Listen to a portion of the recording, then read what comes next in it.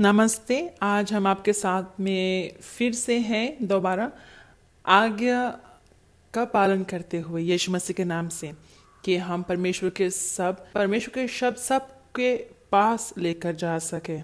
और ये आज हम कर रहे हैं पूरे प्रशंसा के साथ में, रेडियो के द्वारा, टीवी के द्वारा। और परमेश्वर बहुत महान कार्य कर रहे हैं जो उसके वचन सुनते हैं।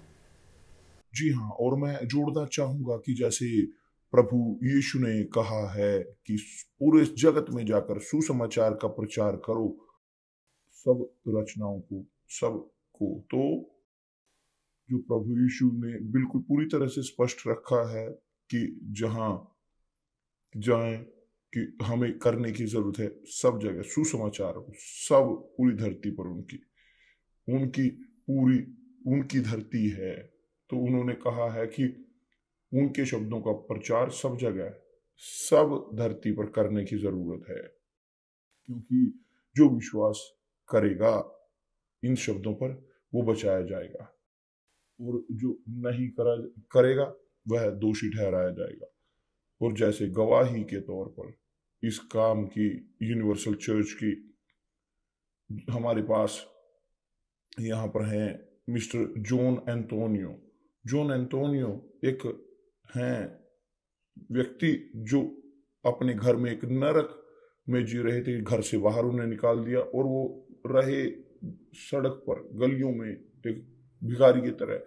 वह अपनी जिंदगी का एक बड़ा हिस्सा उन्होंने इसी प्रकार भीख मांगते हुए बिताया, और शब्द उन तक पहुंचे और परमेश्वर के शब्द उन तक पहुंचे। धन ये फनी है कि एक जॉन एंटोनियो, ये एक एंगोलन है कि जो गली में रहते थे, कि जो भिखारी थे, और यूनिवर्सल चर्च के कार्य के द्वारा अंगोला में जॉन एंटोनियो की अपनी जिंदगी परिवर्तित की।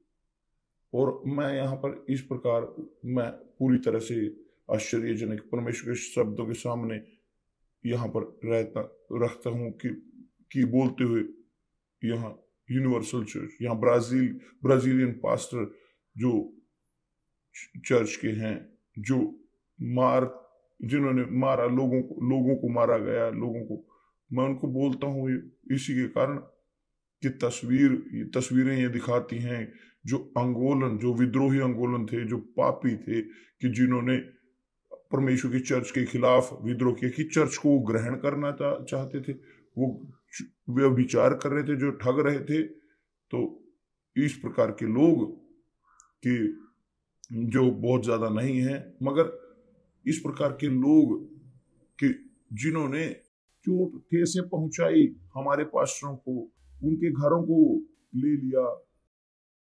उन्हें जो अंगोलन मिनिस्टर ने उन्हें वफादार कहलाया गया, वफादार ब्राजीलेरू जो थे, ब्राजीलियन, जिनको मारा गया, पीटा गया, कि बदल दिया सब कुछ। मगर चलिए इनकी मिस्टर जॉन एंटोनियो की गवाही को देखते हैं कि क्या है यूनिवर्सल चर्च का कार्य अंगोला में जो हो रहा है यहाँ पर इस गवाही के द्वारा। चलिए देखते हैं कृपया करके। मेरे नाम जॉन ब्रोवास है और मैं भाषाओं का ट्रांसलेटर हूँ। मैं एक व्यक्ति था जो पूरी तरीके से खाली था। मैं एक व्यक्ति था जो व्यसन में डूबा हुआ था। मैं ज्यादा पीता था, इस हद तक कि मैं बहुत ज्यादा भर घर के बाहर सोता था। तो इसी परिस्थिति की वजह से बहुत ज्यादा समस्या पैदा हुई, क्योंकि मैंने एक शहर को छोड़ दिया, लुआंडा, क्योंकि मेरे बहन के साथ झगड़े हुए। तभी मैं शहर में प्रवेश किया, मगर मकसद था कि ताकि मैं उस परिस्थिति से बाहर निकल सकता था। मगर क्योंकि मैं सिस्टम के अंदर में नहीं जा सकता था, तभी एक बहुत ज्यादा फ्रस्ट्रेशन पैदा हुआ। तभी मैंने खुद को व्यसन में पूरी तरीके से डुबा दिया। मैंने और ज्यादा पीने लगी, जो हद से बाहर जाता था। बहुत बार मैंने कंफ्यूजन पैदा किया। मेरे खुद के भाई के घर के अंदर बहुत ज्यादा झगड़े हुए, और तभी एक समय इस प्रकार आया कि मेरे खुद के भाई ने मुझे लिया और मुझे सड़क पर फेंक दिया। तभी मैंने शुरू किया सड़क पर जीने के लिए। लगभग 7 साल मैं सड़क पे सो रहा था। मैं वास्तव सड़क पे सो रहा था। व्यसन से मैं कष्ट झेल रहा था। मैं बारिश के नीचे रह रहा था। तूफानों को बीच में मैं जी रहा था, लड़ रहा था। मैं लोगों को शुक्रिया अदा करता था। रात को 12 बजे लोग मुझे बुरी नजर से देखते थे कि मेरी परिस्थिति इस हद तक जा रहा था कि मैंने इस हद तक अपने खुद का जान लेने के लिए कोशिश किया था। तभी इस प्रकार हुआ, एक इवेंजलिस्ट उसी जगह पर आया था और मुझे एक फ्लायर दिया था। मैंने फ्लायर को फाड़ा क्योंकि मैंने कहा यह परमेश्वर मेरी सहायता नहीं कर सकता, ये परमेश्वर मेरी सहायता नहीं कर सकता क्योंकि मैं यहाँ पे सड़क पर सड़ रहा हूँ। मैं विश्वास नहीं करता हूँ कि परमेश्वर उसी दिन से, जिस दिन से मैं कष्ट झेल रहा हूँ, इसी कष्ट वाली जिंदगी जिसके अंदर से मैं गुजर रहा हूँ, मैं विश्वास नहीं करता कि परमेश्वर मेरी सहायता कर सकता है। क्योंकि प्रतिदिन मेरी समस्या बढ़ते जा रहा था। प्रतिदिन मैं व्यसन में डूब रहा था। मेरा इच्छा था बहुत ज्यादा पीने के लिए, उतने ज्यादा मैं अपने दोस्तों के साथ भी घूमता था। मैं ये नष्ट वाली हुई शरीर को परमेश्वर को समर्पण करूंगा। तभी एक क्षण आया कि मैं और नहीं सहन कर पाता था। मैंने देखा ये जो शराब थे मुझे बहुत ज्यादा बुरा कर रहा था और इसी हालत में मैं चर्च में प्रवेश किया। मुझे याद था कि वो इवेंजलिस्ट मुझे वो फ्लायर दिया था और मैंने कहा कि मैं कोशिश करूंगा उस चर्च तक जाने के लिए। सभा का शुरुआत हो चुकी थी। मैं पूरी तरीके से बुरे बास के साथ था क्योंकि उसी समय मैंने शराब पिया था। तभी मैंने सभा में हिस्सा लिया जब मैंने सुना जरूरी है पानी में बपतिस्मा लेने के लिए और जरूरत था पवित्र आत्मा को प्राप्त करने के लिए, एक बदलाव जिंदगी प्राप्त करने के लिए। मैंने खुद सोचने लगा कि नहीं, ये एक अवसर है ताकि मैं अपनी जिंदगी को बदल सकता हूँ। सभा के अंत में तभी प्रश्न आया कि कौन खुद को पानी में बपतिस्मा लेना चाहते हैं, तो मैंने तुरंत अपना हाथ को उठाया। तभी उसी दिन वो का दिन का निशाना हुआ। मैंने निर्णय लिया और मैंने तुरंत पानी में बपतिस्मा लिया। तभी उसी क्षण से मेरे पवित्र आत्मा का खोज की शुरुआत हुआ। ढूंढते हुए, खोजते हुए, उपवास करते हुए, सब कुछ त्याग करते हुए मैंने साहस पैदा किया कि पास्टर ने इस हद तक गए कहने के लिए अपने शत्रु के पास जाओ और उनको क्षमा कीजिए, क्योंकि मेरा इच्छा था मेरे खुद के भाई का जान लेने के लिए, क्योंकि उन्हें मुझे धक्के मार करके घर से बाहर निकाल दिए। तभी एक आध्यात्मिक लड़ाई हुआ मेरे आत्मा में, मेरे दिमाग में, मेरे हृदय के अंदर। ये नहीं समझ सकता था कि मुझे अपने खुद का भाई को क्षमा करने की जरूरत था। तभी मैं अपने भाई के काम पर गया। मैं अपने भाई के साथ बात की। तभी मैंने उसे कहा मैं यहाँ पर आया हूँ आपसे क्षमा मांगने के लिए कि सब कुछ जो मैंने किया है। उसने कहा क्यों आप यहाँ पर आए हैं क्षमा मांगने के लिए जब मैंने खुद आपके लिए आपके साथ बदतर किया। मैंने कहा नहीं, मैं यहाँ पर आया हूँ क्षमा मांगने के लिए, क्योंकि अभी मैंने एक अलग रास्ता मिला। तभी उसने कहा क्या है वो नया रास्ता, अलग रास्ता जो तूने मिला। तभी मैंने उसे कहा कि अभी मैं चर्च में हूँ। तभी एक बोझ मेरी जिंदगी से बाहर निकला। तभी हमने एक दूसरे को गले से लगाए। तभी मैंने जारी रखा रास्ते पे चलने के लिए पवित्र आत्मा की खोज की, उपवास करते हुए, तड़के रात उनको ढूंढते हुए। बुरे संगतों को मैंने त्याग दी। जिन जो दोस्तों के साथ मैं पीता था वे मुझे फोन करते थे, जिनके साथ मैं पीता था वे मुझे बुला रहे थे। तभी मैं कहता था मेरे पास अब समय नहीं है। तभी बुधवार की रात को मुझे याद है, मैं 15 तारीख के मैंने साल 2000 में पवित्र आत्मा को प्राप्त किया। मैंने पवित्र आत्मा को प्राप्त किया। मैंने अपने एजेंट में दिन को निशान किया कि मैं चर्च से बाहर गई अलग तरीके से, कि उसी दिन से जब मैंने पवित्र आत्मा को प्राप्त किया यहाँ तक मेरी जिंदगी पूरी तरीके से बदल गई। जब मैंने अपने परिवार को फिर दोबारा मिलने कोशिश की 7 साल के बाद, जब मैं सड़क पे रह रहा था, मेरी माँ मेरी ओर देख रहा था। उसने देखा कि एक अलग प्रकार की चमक है। मैंने पूछा आपके साथ क्या हुआ। मैंने कहा मेरी जिंदगी बदल गई। मैं बिना काम के साथ था। मेरे काम पर एक मुश्किल परिस्थिति में जी रहा था। अब मैं कह सकता हूँ कि वो देश का दूसरी सबसे बड़ा कंपनी है मैं उसी व्यापारी में, उसी बिजनेस में मैं हेड हूँ, जहां अलग अलग प्रकार के लोग काम करते और मैं बेहद खुश हूँ। इसलिए नहीं कि पवित्र आत्मा ने मेरे अंदर को बदल दिया, मगर मेरे बाहर को भी बदल दिया। आज मैं शादीशुदा हूँ। मेरे शादीशुदा जिंदगी बेहद अच्छी है। परमेश्वर ने मुझे दिया जो मैं सड़क पे जी रहा था, कभी भी नहीं सोचा कि मेरे पास होगा। मैंने यीशु को प्राप्त किया, पवित्र आत्मा को प्राप्त किया। मेरी जिंदगी पूरी तरीके से बदल गया। वो व्यक्ति जो कभी भी नहीं सोचता था कि वो बदलेगा, आज वो पढ़ाई को खत्म कर रहे हैं डायरेक्टर बनने के लिए। पवित्र आत्मा मेरे लिए प्रकाश है, क्योंकि उन्होंने मेरे समझ अलग तरीके को प्रकाशित की। आज मैं पूरे आनंद के साथ इस बात को स्थापित कर सकता, कह सकता कि पवित्र आत्मा ने मेरी जिंदगी को पूरे तरीके से बदल दिया। और एक अद्भुत तरीके के प्रकार। उसकी हंसी हंसी वो दिखाती है। देखिए कि आप देख सकते हो कि ये है कार्य जो सुसमाचार का, पवित्र आत्मा का, विशेष तौर पर सुसमाचार परमेश्वर के शब्द हैं। और जब वह बताए जाते हैं, सिखाए जाते हैं, इनको ओरिएंटेट किया जाता है, जब लोगों के अंदर कॉन्शियस होती है कि इन पवित्र शास्त्र को जानने की और चाहते हैं जीना सही तरीके की जिंदगी को, न्याय की, जो न्याय की जिंदगी में जीना चाहते हैं, जो है कि उत्तर नियमों का, कि वह करना कि जो सीजर का है उसे दें और जो परमेश्वर का है उसे दें, और ये सिखाते हुए कि जो परमेश्वर ने, प्रभु यीशु ने सिखाया। परिणाम यहाँ पर है जॉन एंटोनियो एक नई रचना है, एक नए व्यक्ति, पूरी तरह से परिवर्तित, जिनको निकाला गया पूरी तरह से गलियों से, कीचड़ से, और लेकर आए गए एक परमेश्वर की जिंदगी के साथ एक नई जिंदगी। ये शादीशुदा हैं और आज यही है परमेश्वर का कार्य, इत्यादि इत्यादि।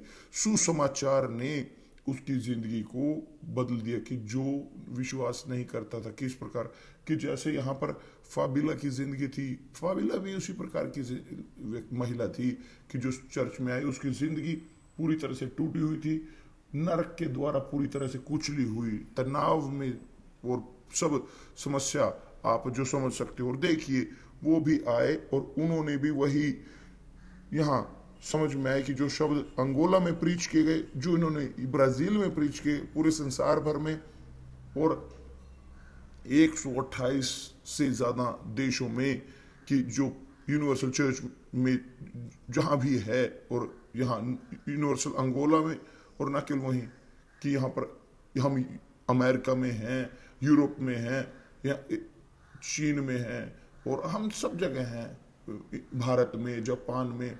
और बिल्कुल यही है कि जो उनकी यहाँ पर इस विषय का, यहाँ पर वो बोलते हैं कि यूनिवर्सल चर्च ने जिस तरह से इस व्यक्ति के साथ में किसी ने उसको सहायता नहीं दी, उसके परिवार ने ही, कोई भी नहीं, ये यूनिवर्सल चर्च था जिन्होंने उसको सहायता दी। ना ही परिवार ने उसे स्वीकार नहीं किया, मगर हम यहाँ पर करते हैं अपने कार्य को, सुसमाचार का प्रचार करते हुए। देखिए यहाँ पर गवाही के तौर पर, देखिए चलिए फाबिला की गवाही को देखते हैं और उसके बाद वापस लौटेंगे आज के संदेश के साथ। मेरा नाम फेबियोला बियांको है, मैं 47 ईयर्स की हूँ और मैं एक ऐसे परिवार से आती हूँ, क्रिश्चियन है, कैथोलिक है, मैं और मेरे भाई बहन।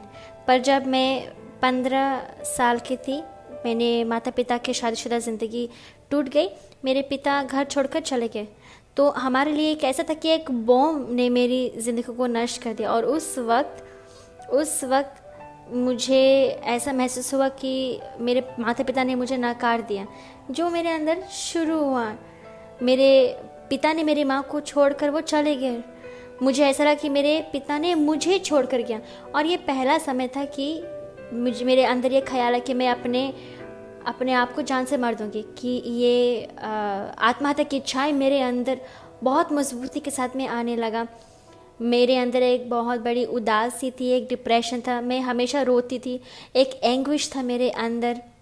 और मुझे ऐसा लगता था कि तो उस दिन मैंने सारी दवाइयाँ अपने हाथ में ली और एक डिप्रेशन मेरे अंदर था। और मुझे लगता कि ये वो दिन था कि पहली बार जब परमेश्वर के साथ में मेरा एक्सपीरियंस हुआ, क्योंकि मैं एक ऐसे बैकग्राउंड से आ रही थी जो सब कुछ बहुत धार्मिक था, रीति रिवाजें, मैं परमेश्वर को नहीं जानती थी। तो उस दिन मुझे एक आवाज़ सुनाई दी कि ये मत करें। ये उस तनाव से बहुत मजबूत आवाज़ थी कि ऐसा मत करें। और परमेश्वर ने उस तरह मेरी ज़िंदगी को स्पर्श करना शुरू किया। मेरे पिता तो छोड़कर हमें चले गए थे और हमारी आर्थिक ज़िंदगी बहुत बुरी थी। और मेरे पिता ने कहा कि घर तुम्हारा है, पर मैं तुम्हें किसी और चीज़ से सहायता नहीं कर सकता। मेरे माँ एक सिटी में रहती थी ना, शहर में रहती थी। मेरी माँ को भी शुरू करना पड़ा काम करने के लिए। मेरे पिता को छोड़कर मैं चाहती थी कि परिवार रहे। तो हमेशा ये इच्छा मेरे अंदर होती थी कि मैं चाहती हूँ जो मैंने खोया, और ये इच्छा हमेशा मेरे अंदर होती थी। तो जहाँ पर मैं काम करती थी, सबसे पहली बार मुझे वहाँ पर मेरे फियोंसे मिले और मैं उसके साथ में 6 साल तक थी। पर समस्या ये हुआ कि ये रिश्ता कमज़ोर होने लगा और वहाँ पर शुरू हुई ये फ्रस्ट्रेशन।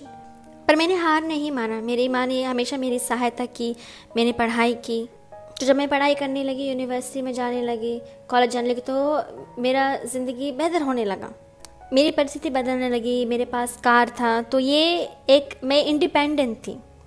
तो मैं इंडिपेंडेंट थी और ये मेरे अंदर ये तनाव था, ये खालीपन था। तो मैं इस खोज में चली गई कि मुझे इसको भरना है, इस खालीपन को भरना है। तो यहाँ पर मैं मिली अपने दूसरे बॉयफ्रेंड से जो काम पर था। मैं जिस एकेडमी में काम करती थी वो वहाँ पर था और मैं जानती थी कि उस एकेडमी में कोई फ्यूचर नहीं है, मैं ये जानती थी। और फिर उस रिश्ते में मुझे बहुत तकलीफ़ मिली, बहुत ज़्यादा तकलीफ़। एक ऐसा तकलीफ़ जो फिज़िकल नहीं है, शारीरिक नहीं, पर एक ऐसा जिसकी असर मेरे मानसिक स्थिति पर पड़ी। और ये एक ऐसी हिंसा थी, ऐसा था कि हमेशा मुझे तंग करता था। वो आदमी बहुत वायलेंट रहता था। कभी कभी वो अंधेरे रास्ते पे कार को बंद कर वो वहाँ पर उसमें आगे डैशबोर्ड पर ऐसा मारता था। तो मैंने उस रिश्ते को वहाँ पर ख़त्म किया। और सिर्फ तनाव नहीं, तनाव के साथ में मेरे अंदर मेरे शरीर में बहुत सी बीमारियाँ भी थी। तो मेरे अंदर जो डिप्रेशन था उसको छिपाने की मैं पूरी कोशिश करती थी। कोई भी जो आज मुझे देखेगा वो इस तरह से नहीं सोचेगा कि एक जो प्रोफेसर है, एक टीचर है जो साइकोलॉजी की, वो इतनी ज़्यादा तकलीफ़ से होकर गुजर रही है। क्योंकि मेरा काम था कि दूसरों को अच्छा महसूस करवाना, तो मैं इस कार्य में और ज़्यादा मैं एफ़र्ट डालती थी।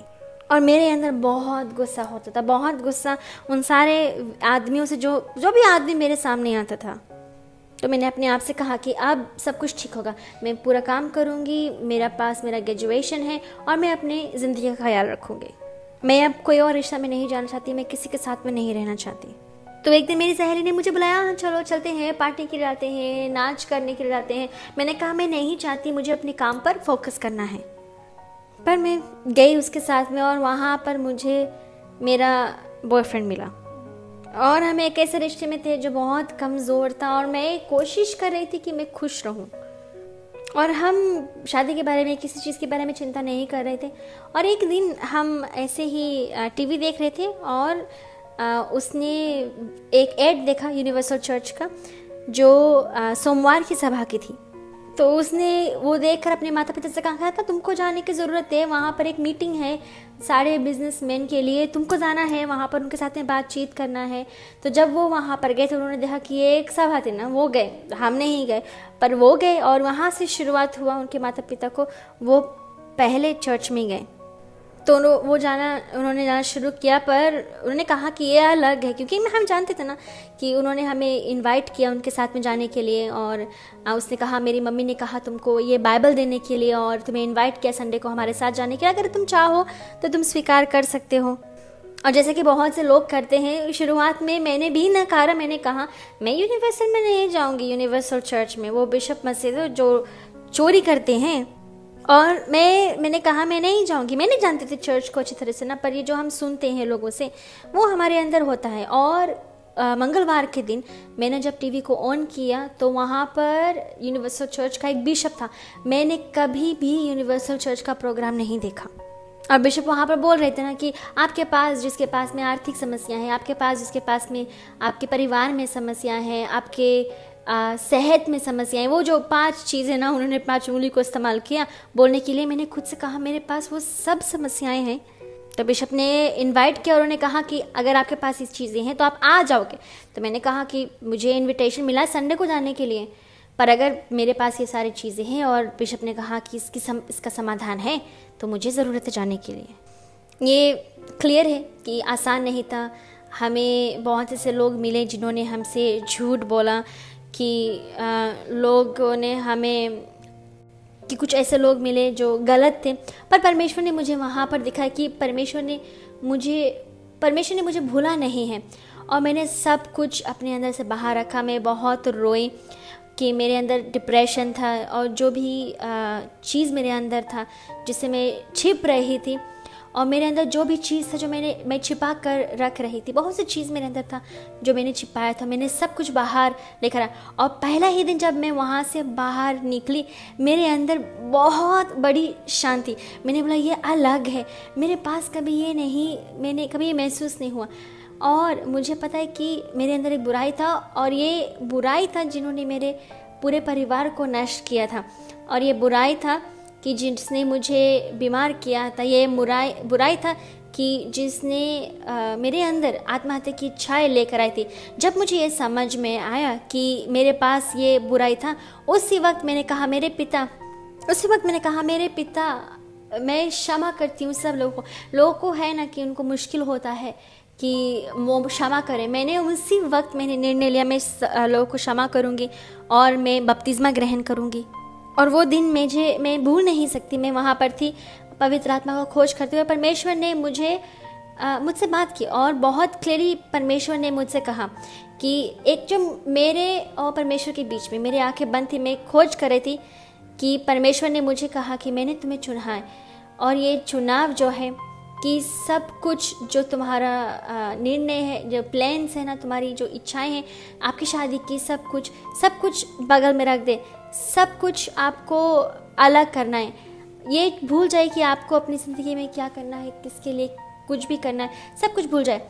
आपको अपनी मोक्ष को सबसे पहले स्थान पर रखना है। और उस वक्त मैंने एक प्रार्थना किया, सबसे कठिन प्रार्थना, पर मैंने प्रार्थना किया और मैंने कहा परमेश्वर, मैं मोक्ष को चुनती हूँ, मैं चाहती हूँ यीशु मसीह को। और उस दिन मैं फिर से दोबारा पैदा हुए, और मैंने जाना कि मैं परमेश्वर के साथ में हूँ, मैं और परमेश्वर। और वो आए उस दिन। मुझे नहीं पता कि मैं कैसे इसको बोलूँ। वो फेबियानो बहुत कॉम्प्लिकेटेड, कमज़ोर, जो हमेशा अपने आप को नीचा देखती थी पूरी दुनिया से, वो वहाँ पर ख़त्म हो गई। कोई भी ऐसा नहीं कि मैंने महसूस किया, मैंने कहा, नहीं, ऐसा कुछ भी नहीं था। कोई इमोशन नहीं, कोई भावनाएं नहीं, एक सुनिश्चितता, क्योंकि परमेश्वर ने इस सुनिश्चितता को मेरे अंदर डाला कि कोई भी मुझसे इसके बारे में झूठ नहीं बोल सकता। कि अगर कोई मुझसे कहा कि तुमने बपतिस्मा में, मैं बोलूँगी नहीं, मिला है मुझे, कोई डर नहीं, कोई कॉम्प्लेक्स, सब कुछ वहाँ पर ख़त्म। मेरे अंदर कुछ भी नहीं है। मुझे याद है एक लड़की, एक मेरी फ्रेंड, उसने मुझे चर्च के अंदर वो मुझे मिली, और उसने कहा कितना अच्छा है कि आप यहाँ पर हो। और उसने कहा कि आप यहाँ पर हो, आप अलग हो। उसने पूछा आपने अपने बाल कट किए, कुछ किया? मैंने कहा नहीं। मैंने कहा ये है यीशु मसीह मेरे अंदर। यीशु मसीह ने मेरे आत्मा को पूर्ण किया। जो खालीपन मेरे अंदर था वो ख़त्म हो गया। क्योंकि हम देखते हैं कि जिस दुनिया में हम रहते हैं, यहाँ पर लोग बहुत सी चीज़ों के बारे में वो चिंतित हैं, जो बाहरी चीज़ें हैं, अपने अपीयरेंस को लेकर। जिस दुनिया में हम रहते हैं, जहाँ पर मैं एकेडमी काम करती थी, वो जो लोग हैं, सब लोग चिंतित हैं इसके लिए, उसके लिए, ये करूँ या दिन के लिए, रात के लिए, जो चिंता है इन सारी चीज़ों के लिए। तो मैं जानती हूँ कि चिंता क्या है, इस दुनिया की चिंता क्या है। और जिस चीज़ के बारे में मैं चिंता करती थी वो था जो मेरे अंदर था। क्योंकि जब ये महिला वो मुझसे मिली, उसने कहा कि मैं और ज़्यादा खूबसूरत लग रही हूँ, और जो खूबसूरती था वो मेरे अंदर था। उसने कहा कि मैं खूबसूरत हूँ, पर मैंने इसके लिए कुछ कार्य नहीं किया। ये खूबसूरती जो मेरे बाहर दिख रहा था, और पवित्र आत्मा ने मुझे दिखाया कि मुझे क्या करने की ज़रूरत है। मैंने ये नहीं कहा कि परमेश्वर मैं ये करना चाहती हूँ, नहीं, मैंने नहीं मांगा परमेश्वर, पवित्र आत्मा ने मुझे बताया, हम दोनों को बताया कि हमें क्या करने की ज़रूरत। परमेश्वर ने मुझसे कॉन्फर्म किया कि वो मेरे लिए है जिससे मैं शादी करूं। और जब परमेश्वर ने उनसे ये कॉन्फर्म किया कि मैं उनके लिए वो महिला हूँ जिसके साथ में उनको शादी करना है। और तब तो हमने ये निर्णय लिया, और फिर हम वेदी के ऊपर गए और हमने परमेश्वर के साथ में ये गठबंधन किया। और 18 साल हो चुके हैं हमारे शादी को। हमारे पास एक बच्ची है जो 14 साल की होने वाली है। लोग मेरी ज़िंदगी में ये अंतर देख सकते हैं। यूनिवर्सल चर्च मेरी ज़िंदगी में बहुत महत्वपूर्ण है, मैं हमेशा नकारा हुआ महसूस करती थी, हमेशा नीचे महसूस करती थी और मैं परमेश्वर को नहीं जानती थी, पर परमेश्वर ने मुझे कभी नहीं छोड़ा। मैं थी जो परमेश्वर से दूर हो गई थी। परमेश्वर हमेशा यहाँ पर थे जो इंतज़ार कर रहे थे कि कब मैं लौट कर आऊँ। और यूनिवर्सल ने, चर्च ने मुझे ये सिखाया कि मेरा वैल्यू क्या है। क्यों? क्योंकि ये जो वैल्यू है जो परमेश्वर मुझे देते हैं, और ये समझदार विश्वास है कि जब ये धार्मिक विश्वास हमारे अंदर होता है और मैंने इस धार्मिक विश्वास को अलग रखा, इस भावनाएं वाले विश्वास को अलग रखा, और जब परिस्थिति कोई भी चीज़ मेरे सामने आती है, कोई भी गलत विचार मेरे अंदर आते हैं, अगर मेरे अंदर आने की कोशिश भी करे, मैं कहती हूँ कि नहीं, अगर कोई भी गलत विचार, अगर कोई मुझसे कहे कि नहीं आप कुछ भी नहीं हो, आपका कोई लाभ नहीं है, मैं बोलती हूँ नहीं। क्यों? परमेश्वर की आवाज़ सबसे ऊपर है और वो मुझसे प्यार करते हैं। और ये मुझे यूनिवर्सल चर्च में मैंने सीखा कि परमेश्वर की आवाज़ उस आवाज़ से ऊँची जो मेरे अंदर है। मेरे अंदर आज समझदार विश्वास का आवाज़ है। देखिए कितनी आनंद आता है आत्मा में ना इस तरह। उनके पास सुनिश्चितता है इस अनुभव का। जी हाँ, यही है जो परिवर्तन लेकर आता है। पवित्र आत्मा जो बोलता है, जो अंतर लेकर आता है, ये है जो हम उम्मीद करते हैं, बचा रहे हैं बहुत जल्दी कि 6 बजे शाम को 6 बजे यहाँ अंगोला की पवित्र आत्मा क्या होगा, पवित्र आत्मा का उतराव, कि अंगोला के बारे में भी बोलते हुए कि इस वक्त मैं चाहता हूँ कि आप जानें कि ये इस प्रकार की सब लोग ये जानें कि एक और 2 तरीके से कि यूनिवर्सल चर्च का लाभ का कार्य, कि जो पवित्र आत्मा है, कि जानने की जरूरत है कि क्या हो रहा है, क्यों हम इस प्रकार, क्यों हमें यातनाएं हमारे इस रास्ते में मिल रही हैं, इस तरीके की कि यहाँ तक कि हमें कहा जा रहा है कि हमने वो मारपीट की है, जबकि हमारे साथ वो मारपीट हुई है। हमने उन दुखों को झेला है, ना केवल बोल कर, ना केवल शब्दों के साथ वो कहा गया है, बल्कि शारीरिक तौर पर हमें पीटा गया, कि जहां पर हमारे पास्टरों को पीटा गया। और यहाँ पे इस मटेरियल को मैं एक बार फिर दिखाने जा रहा हूँ, जो यहाँ पर दोहराते हैं, जो रिकॉर्ड टीवी पर दिखाया गया, जो अंगोला में होता है, कि सब लोग जान सकें कि क्या हो रहा है अंगोला में। क्योंकि इतने 100 से ऊपर से लग 128 से ज़्यादा देशों में संसार के हमारे साथ अच्छे से व्यवहार हो रहा है। अंगोला को लगता है कि हम कुछ गलत कार्य कर रहे हैं। तो चलिए देखते हैं इस मटेरियल को दोबारा कृपया करके, और उसके बाद मैं वापस लौटता हूँ। कल्चर और टूरिज्म के मिनिस्टर ने ये कहा है, अंगोला के इस एम्बियंट के कारण है ये धार्मिक संस्था जो ब्राजील के हैं, ये है कारण उस कॉन्फ्लिक्ट के जो यूनिवर्सल चर्च में हो रहा है। हालांकि इस डिक्लेरेशन को एक बाहरी खतरा माना गया है और बताया गया कि गवर्नर अंगोलन द्वारा कि जिन्होंने यूनिवर्सल चर्च को ग्रहण किया है वो उस वक्त वो सही है, और उसे माना गया है कि ऑफिशियल रिप्रेजेंटेटिव होंगे वो इस चीज़ के। एक चीज़ कि जिसको 1 साल हो चुका है यहाँ पर यूनिवर्सल चर्च के टेम्पलों को लेकर हिंसा, de ser agredido por ex-pastores, और यहाँ तक कि यूनिवर्सल चर्च के मंदिरों को साथ साथ लीडर्स के घरों को भी हड़प लिया गया। और यह कार्य किया गया कुछ एक ग्रुप के द्वारा जो यूनिवर्सल चर्च के पहले हिस्सा थे और आज उसे रिफॉर्म करने के नाम पर बता रहे हैं कि यूनिवर्सल चर्च को दोबारा उनके द्वारा स्थापित किया जा रहा है। लोगों ने जिन्हें इस झूठी असेंबली को तैयार किया और अब यहाँ पर जाने जा रहे हैं अंगोला की गवर्नमेंट के द्वारा भी कि वो यूनिवर्सल चर्च के ऑफिशियल रिप्रेजेंटेटिव होंगे। यूनिवर्सल चर्च की एडवोकेट उन्होंने भी कहा है कि जो इन लोगों द्वारा ये बनाई गई जो असेंबली है यह इलीगल है। और यहाँ तक कि इवेंट जो ऑर्गेनाइज किया गया कि इनके चर्चों के बीच जो बात थी, जो कल्चर मिनिस्टर हैं उन्होंने और डिक्लेरेशन किया कि जो जिसको बहुत चिंता है, उन्होंने दूसरे देशों के धार्मिक लीडरों को बताया गया कि वो हमारे बीच लोगों को भड़काते हैं और फूट डलवाते हैं। मगर इस प्रकार जो ये है परिस्थिति अंगोला में, तो देश में सब लोग इस प्रोटेस्ट को कर रहे हैं। और यह बताया जा रहा है कि गवर्नर के द्वारा, मिनिस्टर के द्वारा यह एक बाहरी खतरे का संकेत है। और उन्होंने यह भी कहा है कि यह जो कार्य किया गया है यह अपनी लिमिट में रहकर किया गया है। हाँ, देखिए कि जो ये डिक्लेरेशन है कल्चर मिनिस्टर द्वारा, ये असहनीय है, ये अनएक्सेप्टेबल है कि बोलना कि रिलीजियस लीडर जो वहाँ पर हैं उनके देश में, कि जो विदेशी हैं और चाहते हैं अच्छा कार्य करना, कि जो बेहतरीन लोग हैं कि बिना दुविधा के कि वो चाहते हैं, और उन्हें बोला गया है कि बाहरी खतरा।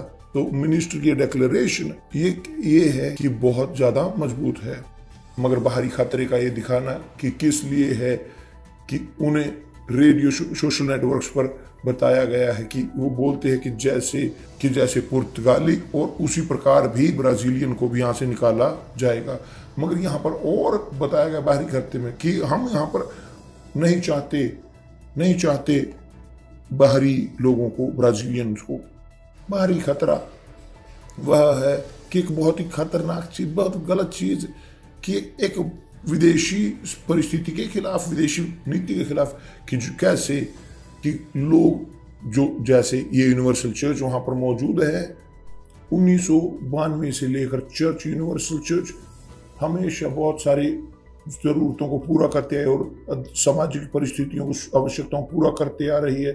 दूर करने के लिए यहाँ पर पूरी तरह से उनके लोगों की सहायता करते हुए, पैंडेमिक को दूर करने के लिए देते हुए बहुत सारे अस्पतालों को अल्कोहल जेल और मास्क, ये चीजें देते हुए स्वास्थ्य के लिए, लोगों को कोविड की स्वास्थ्य के लिए वो इस प्रकार की इन चीजों की सहायता करते हुए अस्पतालों में, और 1 दशक लोगों की सहायता करते हुए, और अब इस प्रकार का ये हमला हो रहा है। जो शिक्षा के क्षेत्र में जो कैंपेन है, रक्त के वो लगाए जाते हैं और पानी और खाने की चीज़ों को बांटी जाती हैं जो बच्चों को, युवाओं की सहायता के लिए, मगर बहुत सारी जो ज़रूरत है वो पूरी की जाती है कम्युनिटी की। तो आप देख रहे हो इस प्रकार ये जो धार्मिक लोग हैं वो इस प्रकार बोलेंगे कि हम बेहतर यूनिवर्सल चर्च का बेहतरीन कार्य हम कर रहे हैं।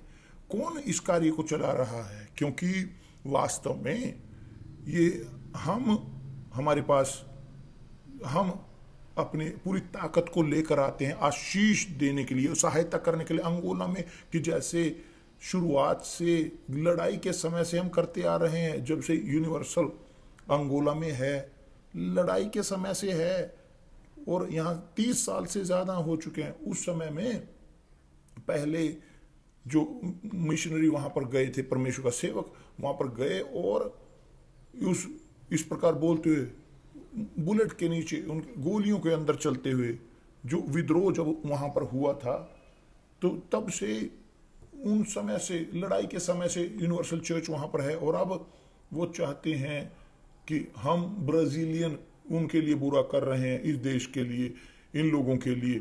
और देखें कि आप जो प्रकटीकरण है यूनिवर्सल चर्च के लोगों का, कि शानदार वो कर रहे हैं, क्योंकि वो एक साथ हैं हमारे साथ, लोग अंगोला के लोग हमारे साथ हैं। और धन्यवाद परमेश्वर का इसके लिए, क्योंकि पवित्र आत्मा है जो हमें चलाता है। बहुत सारे हमारे लोग वहाँ पर हैं जो इस वक्त वास्तव में जो पूरी तरह से जो इन लड़ाइयों के झगड़ों के कारण उनके अंदर भय है और जो महसूस कर रहे हैं। सब स्पष्ट है कि चर्च, यूनिवर्सल चर्च अंगोला की है, वो ब्राजील में हम लेकर नहीं आएंगे किसी तरीके से।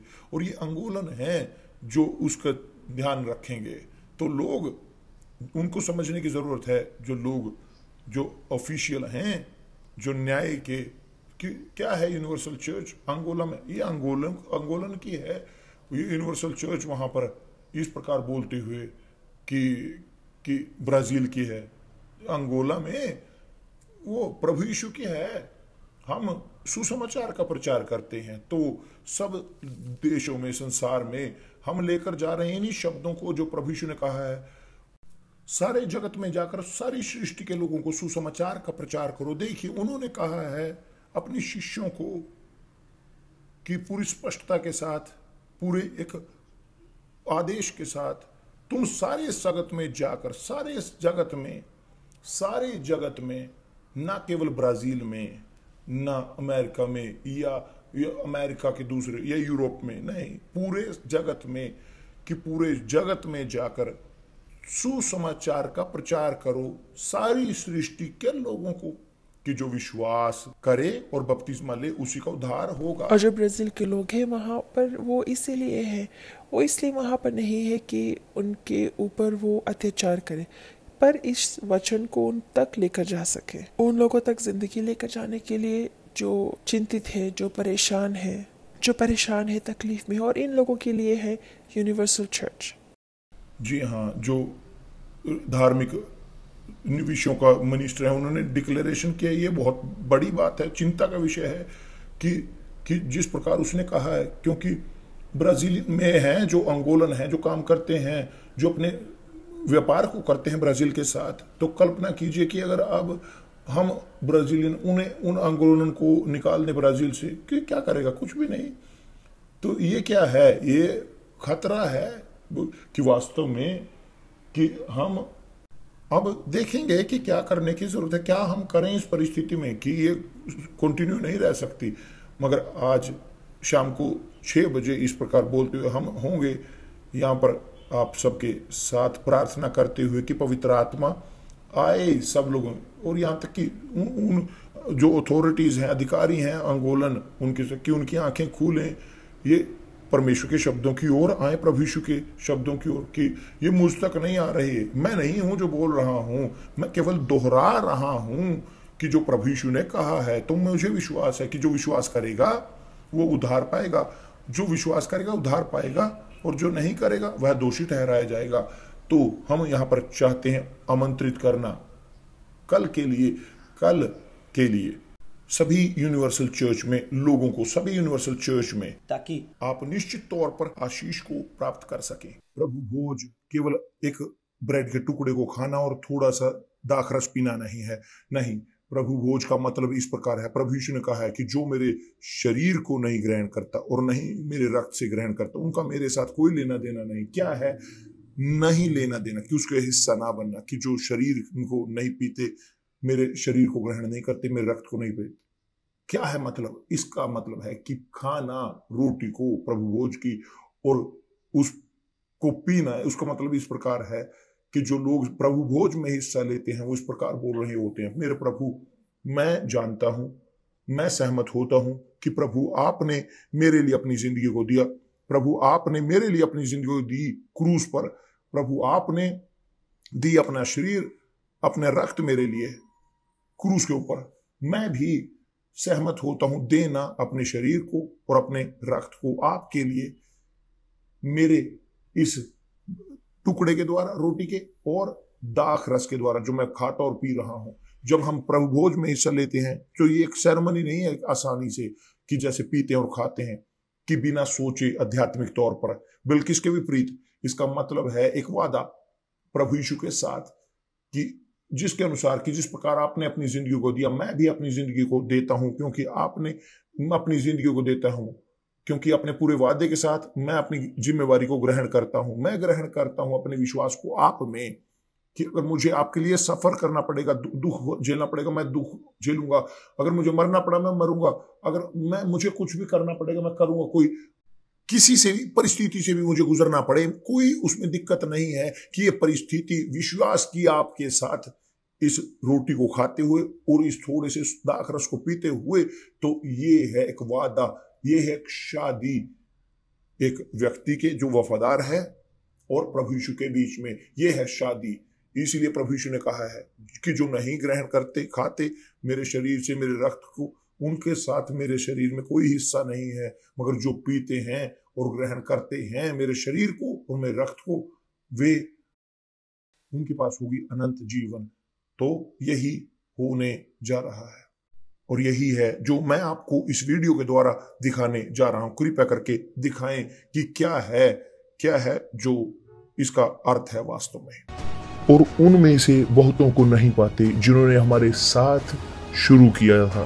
और जो मजबूत प्रतीत होते थे, दूसरों में साहस भरते थे, प्रेरणा देते थे, और शायद वो जो प्रेरणा देते थे आगे बढ़ने के लिए, हार ना मानने के लिए, वो खुद ही विश्वास को त्याग देते हैं।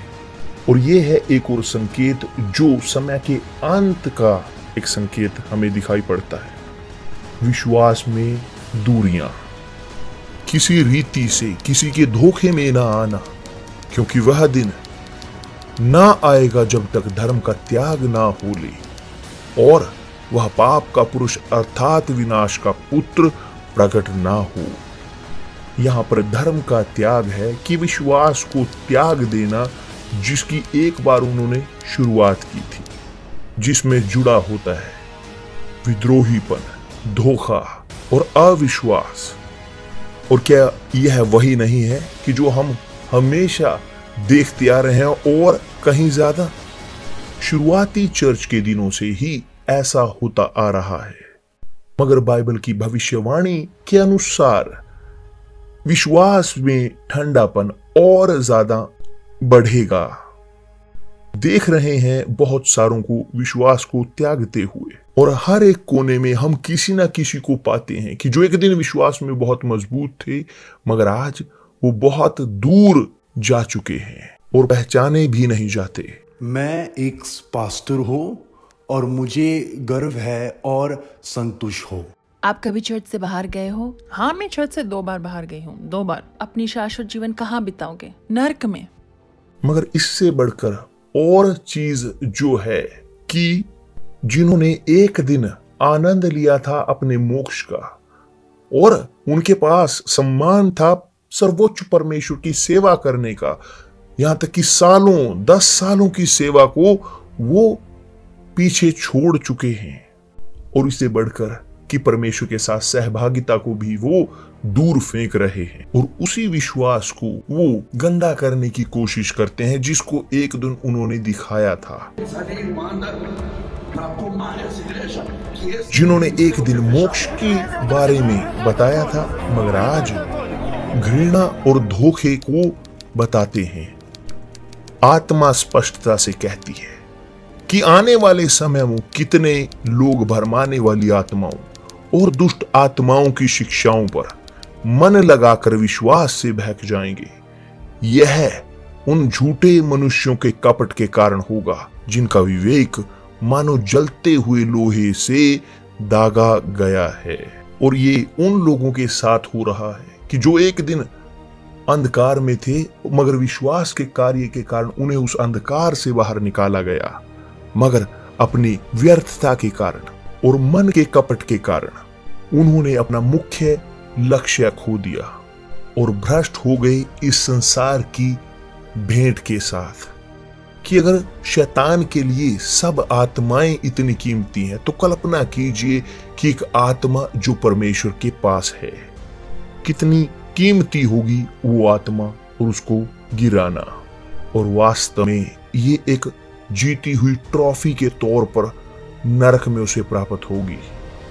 और वास्तव में बहुत सारे लोग आज विश्वास से दूर होते जा रहे हैं, और इसीलिए हम अपने लक्ष्य से भटक नहीं सकते, और पूरी ताकत के साथ हमें अपनी आत्मा को बचाने की जरूरत है। और अंत में मोक्ष उन सब के लिए नहीं है जो इस दौड़ में हिस्सा लेते हैं, मगर उनके लिए जो उस दौड़ को पूरा करते हैं और विश्वास को बचा कर रखते हैं। ये हैं श्रीमान सतीरू, जिनकी उम्र 95 साल है और परमेश्वर की सेवा करने में कभी नहीं थकते, हर दिन।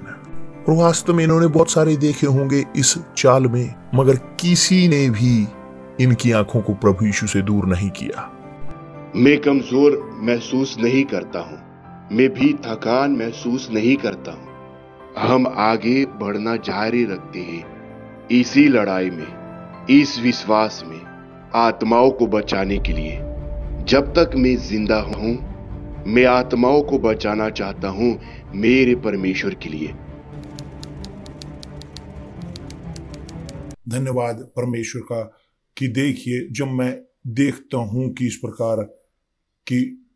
प्रकार की इस 95 साल के इस व्यक्ति को कि जिन्हों के अंदर देखिए एक बहुत बहुत ज्यादा आनंद देता है आत्मा के अंदर कि देखते हुए लोगों को कि पूरी तरह से दृढ़ बने रहते हुए, क्योंकि आपके पास विश्वास होता है। स्वीकार करना प्रभु यीशु में आसान है कि स्वीकार करना आसान है, मगर विश्वास हो कि आप जारी रखें दिन प्रतिदिन जैसे वो चल रहे हैं, कि चलते हुए उनके रास्ते पर। ये मुश्किल है, क्योंकि जब प्रभु यीशु कहता है कि जो मुझ पर विश्वास करता है, कि जो मेरा अनुसरण करना चाहता है, अपने खुद को नकारिए, कि जो त्याग है, कि जो अपने खुद को देते हैं, यह त्याग करना, अपने खुद को त्याग करना और अपने क्रूस को ग्रहण करना। और जो है एक और त्याग, कि क्रूस जिसका प्रतीक है मृत्यु, अपने क्रूस को ग्रहण करें और मेरा अनुसरण करें दिन प्रतिदिन। यही है जो प्रेरित पौलुस के साथ हुआ। दिन प्रतिदिन पौलुस उसने जब परिवर्तित हुआ, उसने कभी भी उसके बाद उसने शादी नहीं की, उसने एक ऐसी जिंदगी जी, पूरी जिंदगी वो उसकी निर्धारित थी परमेश्वर की सेवा करने के लिए। तो वह बोल सकता है और हम देख सकते हैं, क्योंकि वो इस्तेमाल हुए थे पूरी तरह से पवित्र आत्मा के द्वारा बोलने के लिए, कि इस क्षण पर बोलने के लिए, कि जो यहां पर बोला है कि देखते हैं इस वचन को, मैं अच्छी कुश्ती लड़ चुका हूं अच्छी कुश्ती, मैंने अपनी दौड़ पूरी कर ली है। कि दूसरे शब्दों में कि वह अच्छी कुश्ती लड़ चुका है और खत्म कर ली है अपनी दौड़, कि उसने सब चीजें, कि मैंने विश्वास की रखवाली की है, कि अपनी दौड़ पूरी कर ली है, मैंने विश्वास की रखवाली की है। विश्वास की रखवाली मैंने की है, कि जो है बहुत सारे लोग खो देते हैं। अच्छे से शुरुआत लोग करते हैं बहुत सारे, कि जैसे 10 कोढ़ी, ये जो 10 कोढ़ी वो ठीक हुए, 10 के 10 वो ठीक हुए, 10 ने अच्छे से शुरुआत की, मगर केवल एक बना रहा और केवल एक ही वो बचाया गया। और देखिए उसके बाद पौलुस ने क्या कहा है, भविष्य में मेरे लिए धर्म का वह मुकुट रखा हुआ है। कि दूसरे शब्दों में, जब एक व्यक्ति अच्छी कुश्ती लड़ लेता है, अपने दौड़ को पूरी कर लेता है और अपने विश्वास को रखवाली करता है, तो उसके लिए एक अधिकार होता है, एक जीत, मुकुट धर्म का, न्याय का होता है। कि जो प्रेरित पौलुस यहां पर बोल रहा है कि हम धर्म में ठहराए जाएंगे, न्याय संग ठहराए जाएंगे, जो है विश्वास। कि जो प्रेरित पौलुस ने यहां पर कहा है कि विश्वास के द्वारा कि हम जीतते हैं मोक्ष की पूर्णता को। ये है कि जैसे पवित्र शास्त्र में, इब्रानियों की पुस्तक में 11:6 में, कि यह असंभव है बिना विश्वास के असंभव है परमेश्वर को प्रसन्न करना। और जितना जरूरी है कि जो परमेश्वर के नजदीक होना चाहते, कि विश्वास करते हैं कि वो उनका अस्तित्व है, कि और वो ही हमारे अत्यंत बड़ा प्रतिफल है जो उनकी खोज करते हैं। प्रेरित पौलुस यहां जानते थे बहुत विश्वास के साथ ही से, इसीलिए उन्होंने पहले उसने कहा है कृपया करके कि देखिए कि भविष्य में इन क्षणों से, कि जब मैंने लड़ लिया है, इन क्षणों से मैंने दौड़ पूरी कर ली है, इन क्षणों के बाद मैंने विश्वास की रखवाली की है, इन क्षणों के बाद मेरे लिए धर्म का वह मुकुट रखा हुआ है, मेरा इंतजार कर रहा है कि मेरे पास एक मुकुट होगा, आपके पास आपका मुकुट होगा न्याय का। हर एक जो जीता है विश्वास के द्वारा, जो विश्वास की रखवाली करता है, जो अच्छी कुश्ती को लड़ता है और जो पूरी करता है दौड़ को, वह उनके पास अधिकार है इस न्याय के मुकुट का, कि जो प्रभु यीशु है जो हमें देते हैं, हमारे सिर पर रखते हैं। कि जिस प्रकार प्रभु यीशु ने जीता और पिता के द्वारा उन्हें ये मुकुट दिया गया, उनके दाहिनी ओर बैठने का अधिकार दिया, तो उनके अधिकार, अपने पुत्र को अधिकार देते हैं कि हमें न्याय का वो मुकुट दें। तो मेरा मुकुट मुझे दिया जाएगा कि अगर मैं परमानेंट रहूं अंत तक, अगर मैं अंत तक बना रहूं, अगर मैं ना रहूं तो मेरा मुकुट मुझे मेरे लिए नहीं दिया जाएगा। जैसे खुद प्रेरित पौलुस ने कहा है कि जब परमेश्वर उसके द्वारा बोलते हैं इस प्रकार कि मेरा धर्मी जन विश्वास के द्वारा जिएगा, मगर अगर भटके तो वह उसकी आत्मा में प्रसन्न नहीं होगा। मेरा न्याय या मेरा धर्मी विश्वास के द्वारा जीवित रहेगा, और अगर जो नहीं करता पूरा उसके अंदर उसकी आत्मा प्रसन्न नहीं होती। तो चलिए पहली वचन को पढ़ते हैं। पौलुस यहाँ पर बोल रहा है इस तरह कि न्याय का मुकुट जो बचाया गया है, जो एक दिन मुझे मिलेगा, जो विश्वास में बने रहेगा अंत तक, जो विश्वास में दृढ़ बने रहे, जो अपनी सोच पर निर्भर ना रहे, आदमियों के लिए नहीं, पर वो विश्वास के साथ में जिए। विश्वास के द्वारा तो लड़े। मैं अच्छी कुश्ती लड़ चुका हूं, मैंने अपनी दौड़ पूरी कर ली है, मैंने विश्वास की रखवाली की है। ये है कि जो सबसे मुश्किल है, शुरुआत करना विश्वास में। बहुत शुरुआत करते हैं, बहुत शुरू करते हैं, मुश्किल है उसके खत्म करना विश्वास में। यही है जो पौलुस यहां पर हमें सिखा रहे। और मैं आपको बताने दें कि इस संसार में, ये संसार में सब चीजें जाने वाली हैं।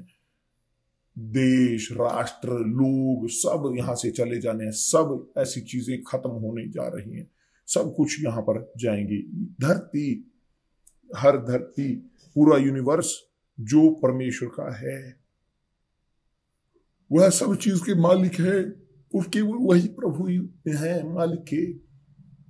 तो जब हम ग्रहण करते हैं विश्वास को कि जो हमें खुद आत्मा द्वारा दिया जाता है, पवित्र आत्मा, विश्वास की आत्मा द्वारा, अगर हम रिलैक्स हों उसके साथ, तो हम कुछ भी नहीं होंगे कि जो परमेश्वर की अपमान कर रहे हैं, जिन्होंने हमें इतनी बेशकीमती चीज दी है इस संसार में कि जो हम शाश्वत जीवन तक स्थिर रह सकें। ये आत्मा हमारे लिए कितनी ज्यादा दुख झेले, क्योंकि परमेश्वर ने हमारे लिए कितना कुछ किया। और ये बुरा लगता है क्योंकि परमेश्वर ने हमारे लिए कितना कुछ किया और आदमी जो है उनको नकारते हैं। जी हाँ एस्तर, तो मैं यहाँ पर सोच रहा था कि जब मैंने शुरुआत की विश्वास में, तो मेरे पास डर था खोने का इस विश्वास को। मैंने परमेश्वर को कहा कि मुझे लेकर जाएं, क्योंकि मैं इस प्रकार नहीं जीना चाहता, मगर परमेश्वर ने मुझे बचा कर रखा। और तब, जी हाँ ठीक है प्रभु, मगर अब प्रभु आपको मुझे देने की जरूरत है एक पत्नी, आप एक मुझे सहायिका देने की जरूरत है कि जो मेरी जिंदगी का हिस्सा बने पूरी जिंदगी भर, क्योंकि मैं नहीं चाहता शादी करना तलाक लेना, शादी करना तलाक लेना, क्योंकि मैं ऐसे बेशर्म होकर जीऊंगा और बिना विश्वास के। तो परमेश्वर ने मुझे आपको दिया बहुत शानदार ना, कि मैंने शादी की कि एक औरत को प्राप्त करने के लिए नहीं, न एक घर होने के लिए, एक परिवार होने के लिए मैंने शादी की, ताकि मैं कोई ग्रहण कर सकूं कि जो मेरे विश्वास को बनाए रख सके। और परमेश्वर ने मेरे अंदर देखा, ये ईमानदारी उन्होंने मेरे अंदर देखी। मैंने शादी इसलिए नहीं की शादी करने के लिए, मैंने शादी की ताकि कोई जो मुझ तक आए मेरी सहायता करे बनाए रखने में। और वही चीज मेरे साथ में भी हुआ। तो परमेश्वर ने आपके दिल को देखा, मेरे दिल को देखा, और जो इच्छा हमारे अंदर था कि हम हमेशा उनके अनुभव में चले, कि हम सेवा कर सके अपने बेहतर के साथ। जी, तो अब अच्छी लड़ाई मैंने लड़ ली है, खत्म, मैंने अपनी पूरी दौड़ कर ली है, मैंने विश्वास की रखवाली की है। तो अब आपको इस विश्वास को बुलेट प्रूफ करने की जरूरत है, और सबसे बेहतर कि ताकि ना आप गिरें लालचों में। अभी भी शायद आपको रोना पड़े, आपको दुख झेलने पड़े, और यह केवल पवित्र आत्मा आपके अंदर कर सकता है। इसलिए हम बोलते हैं कि बिना पवित्र आत्मा के हमेशा हमें अच्छी कुश्ती लड़ने की जरूरत है। हम विश्वास की दौड़ बिना पवित्र आत्मा के हम नहीं कर सकते, केवल पवित्र आत्मा हमें ये देती है। पवित्र आत्मा की इसलिए जरूरत है। पौलुस इसीलिए बोलता है कि मेरे पास मसीह का आत्मा नहीं है कि अगर मैं उनके साथ ना हूं तो देखें अपनी आत्मा को, अपने भविष्य की ओर देखें कि कई बार लोग चाहते हैं बचाना एक पैर को कि अपने प्रोजेक्ट करना चाहते हैं संसार के लिए, मगर इस संसार में भविष्य सीमित है, ये चला जाना है, जल्दी गुजर जाना है, मगर भविष्य जो विश्वास हमें देता है वह पूरे शाश्वत जीवन तक है। जो विश्वास करता है वास्तव में उनके पास वो ग्रहण करेंगे। तो जो नहीं है तो धीरज रखें तो आप दंड भोगेंगे। तो प्रभु यीशु ने इस प्रकार कहा, पौलुस ने कहा है कि अब से भविष्य में मेरा मुकुट जो मेरे लिए बचाया गया है, जो मेरा मुकुट मेरे मोक्ष का जो आपका भी बचाव में बचाया गया है, कि जिसे प्रभु यीशु जो धर्मी और न्यायी है मुझे उस दिन देगा, और मुझे ही नहीं वरन उन सब को भी जो उसके प्रकट होने को प्रिय जानते हैं। धन्यवाद परमेश्वर। ना प्रेम की भावना, ये प्रेम वो है कि बचा कर रखें, इंतजार करें, इच्छा उनको ग्रहण करने की, कि चाहें उसको पाना, कि मैं आए प्रभु यीशु। और हम प्रार्थना कर रहे हैं इसके लिए हम प्रार्थना करते हैं। और जो आपकी जिंदगी को प्रेम करते हैं वो वास्तव में न्याय में चलते हैं, जो अपने सही तरीके से चलते हैं। जी हाँ, धन्यवाद परमेश्वर। तो मेरे दोस्त, लाभ है कि आप ये इसको देखें। चलो रखते हैं यहाँ पर एक बार और ये मटीरियल जिंदगी के ऊपर जो बचाता है विश्वास को, कि विश्वास जो हमें दिया गया है परमेश्वर द्वारा।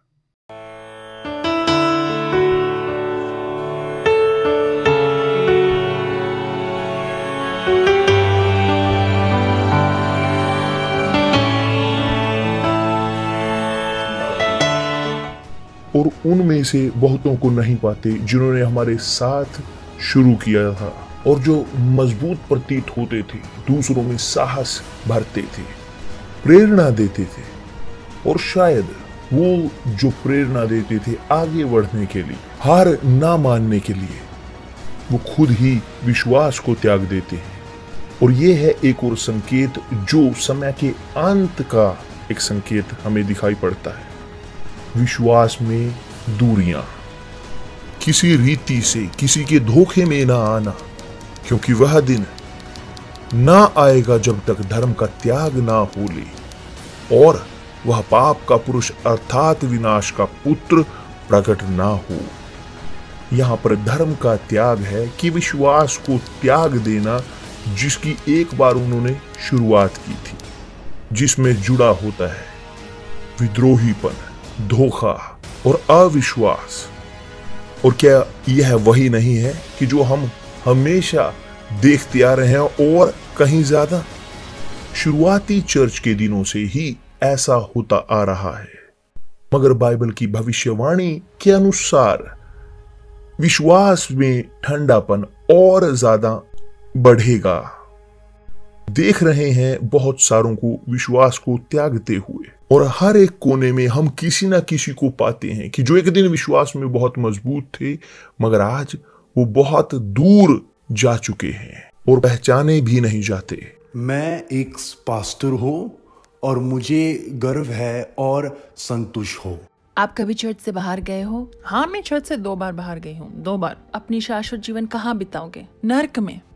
मगर इससे बढ़कर और चीज जो है कि जिन्होंने एक दिन आनंद लिया था अपने मोक्ष का, और उनके पास सम्मान था सर्वोच्च परमेश्वर की सेवा करने का, यहां तक कि 10 सालों की सेवा को वो पीछे छोड़ चुके हैं, और इससे बढ़कर कि परमेश्वर के साथ सहभागिता को भी वो दूर फेंक रहे हैं, और उसी विश्वास को वो गंदा करने की कोशिश करते हैं जिसको एक दिन उन्होंने दिखाया था। जिन्होंने एक दिन मोक्ष के बारे में बताया था, मगर आज घृणा और धोखे को बताते हैं। आत्मा स्पष्टता से कहती है कि आने वाले समय में कितने लोग भरमाने वाली आत्माओं और दुष्ट आत्माओं की शिक्षाओं पर मन लगाकर विश्वास से बहक जाएंगे। यह उन झूठे मनुष्यों के कपट के कारण होगा जिनका विवेक मानो जलते हुए लोहे से दागा गया है। और ये उन लोगों के साथ हो रहा है कि जो एक दिन अंधकार में थे, मगर विश्वास के कार्य के कारण उन्हें उस अंधकार से बाहर निकाला गया, मगर अपनी व्यर्थता के कारण और मन के कपट के कारण उन्होंने अपना मुख्य लक्ष्य खो दिया और भ्रष्ट हो गए इस संसार की भेंट के साथ। कि अगर शैतान के लिए सब आत्माएं इतनी कीमती हैं, तो कल्पना कीजिए कि एक आत्मा जो परमेश्वर के पास है, कितनी कीमती होगी वो आत्मा और उसको गिराना। और वास्तव में ये एक जीती हुई ट्रॉफी के तौर पर नरक में उसे प्राप्त होगी। और वास्तव में बहुत सारे लोग आज विश्वास से दूर होते जा रहे हैं और इसीलिए हम अपने लक्ष्य से भटक नहीं सकते और पूरी ताकत के साथ हमें अपनी आत्मा को बचाने की जरूरत है। और अंत में मोक्ष उन सब के लिए नहीं है जो इस दौड़ में हिस्सा लेते हैं, मगर उनके लिए जो उस दौड़ को पूरा करते हैं और विश्वास को बचा कर रखते हैं। ये हैं श्रीमान सतीरू, जिनकी उम्र 95 साल है और परमेश्वर की सेवा करने में कभी नहीं थकते, हर दिन। और वास्तव में इन्होंने बहुत सारे देखे होंगे इस चाल में, मगर किसी ने भी इनकी आंखों को प्रभु यीशु से दूर नहीं किया। मैं कमजोर महसूस नहीं करता हूँ, मैं भी थकान महसूस नहीं करता हूँ। हम आगे बढ़ना जारी रखते हैं इसी लड़ाई में, इस विश्वास में, आत्माओं को बचाने के लिए। जब तक मैं जिंदा हूँ, मैं आत्माओं को बचाना चाहता हूँ मेरे परमेश्वर के लिए।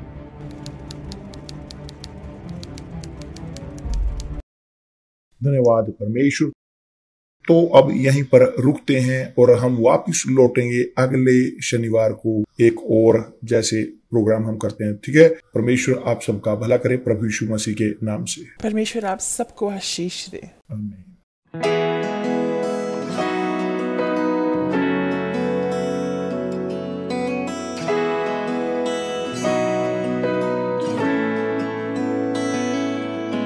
जग ज्योति तू उतरा अंधकार में, तूने मेरी आंखें खोल दी। खूबसूरती तुझे चाहूं पूरे दिल से, आशा जीवन तेरे संग की। आराधना करूं, सर को मैं झुकाऊं, यीशु सिर्फ तू ही है मेरा खुदा। तू है अति सुंदर, तू है अति योग्य, तू है अति अद्भुत मुझको।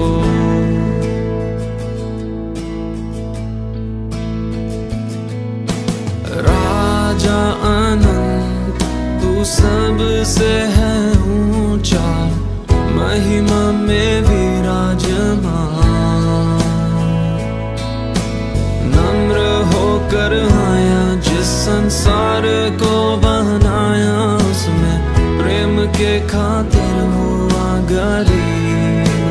आराधना करो, सर को मैं झुकाऊं, यीशु सिर्फ तू ही है मेरा खुदा। सुंदर तू है अति योग्य, तू है अति अद्भुत मुझको। आराधना करूं, सर को मैं झुकाऊं, यीशु सिर्फ तू ही है मेरा खुदा। तू है अति सुंदर, तू है अति योग्य, अद्भुत मुझको। मैं कभी ना जानूं दाह मेरे बाप सूली पर चढ़ाने के, मैं कभी ना जानूं